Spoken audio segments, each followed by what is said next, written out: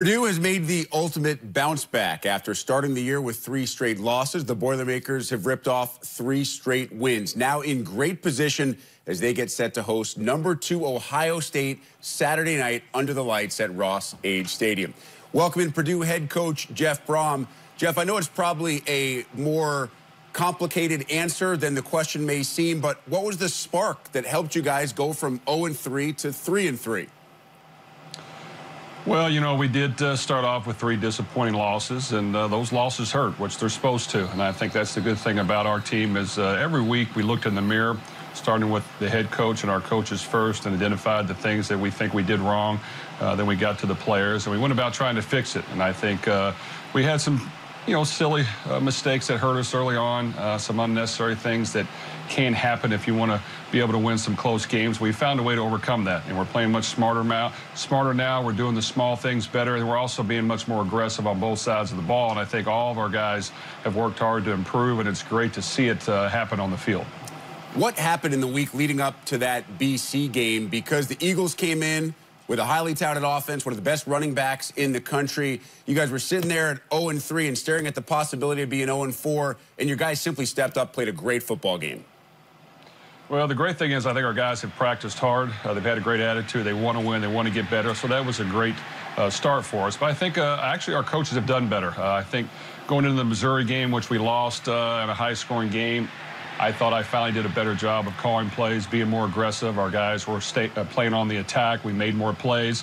And then really the Boston College game, I think Coach Holt and our defensive staff took on the same philosophy. We became much more aggressive in our play calling, allowing our players to get in position to make plays, attacking on both sides of the ball. And I think because of that, our players have responded.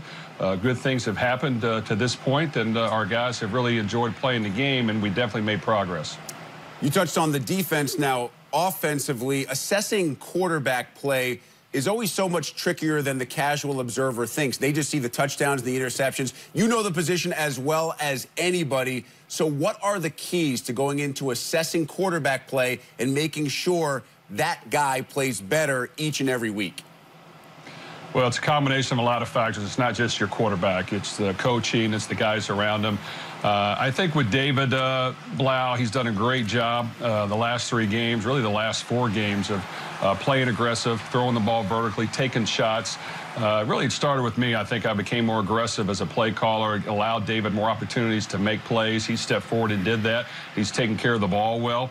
He's found ways to find the check down when it's not there, but we've hit plenty of shots up the field, and that's a credit to him, really our whole offensive team. But I think our strategy, our philosophy has helped David, but he's definitely stepped up and played extremely well. He's a tough young man, does everything right off the field, and he's becoming a better and better quarterback each and every week. To build up those gaudy numbers that David has over the past couple of weeks, have to have receivers catching the football as well. How would you grade the development of that position over the course of this year? Without question, we've gotten better receiver over the last year, and I think all of our guys have worked hard. Of course, with the addition of Rondell Moore, who's an extremely dynamic playmaker that does a lot of things for us. Just his presence alone, not just his playmaking ability, has opened up other things. It's allowed our other receivers a little more chance to get open. But our guys have improved. They worked extremely hard. I think we knew in order to be a better offensive team, a better team, we had to find ways to create big plays. And I think our receivers have stepped forward. And for the most part, we've done a very good job with that. And it's continued to be something we work hard on every day in practice. We probably throw more deep balls and vertical shots in practice every single day just to get used to catching them, all of our guys have really stepped forward, and it's been good to see multiple guys make big catches for us.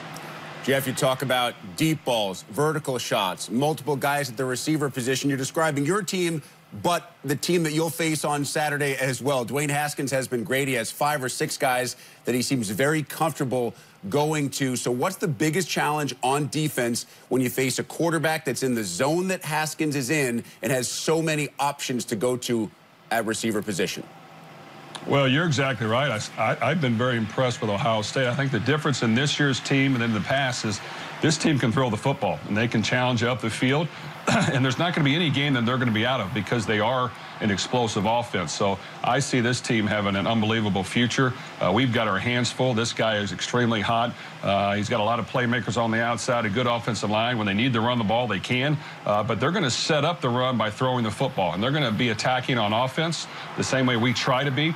And it's a great challenge for us. But this is a game where we're going to have to find ways to make the quarterback feel uncomfortable. We're going to have to give him different looks. We're going to have to bring some pressure. We're going to have to do things that will get him on his heels, because if not, he's going to shred us apart. It'll be a long day, but he's played outstanding, and that's a credit to their coaches and their football team.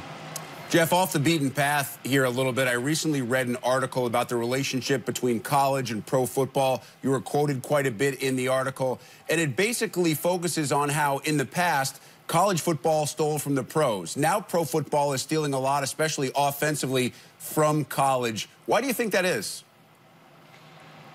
Well, being around the game a lot, everything's evolved and changed, but without question, your best teams in the National Football League are becoming more college-like.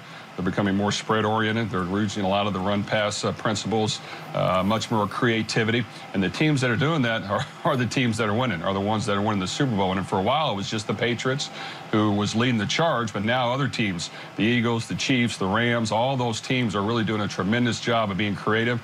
And I think they're just, they've got great coaches now that are trying to, take what they have, the talent they have, and be creative with it. And what it is, it really throws the defense off.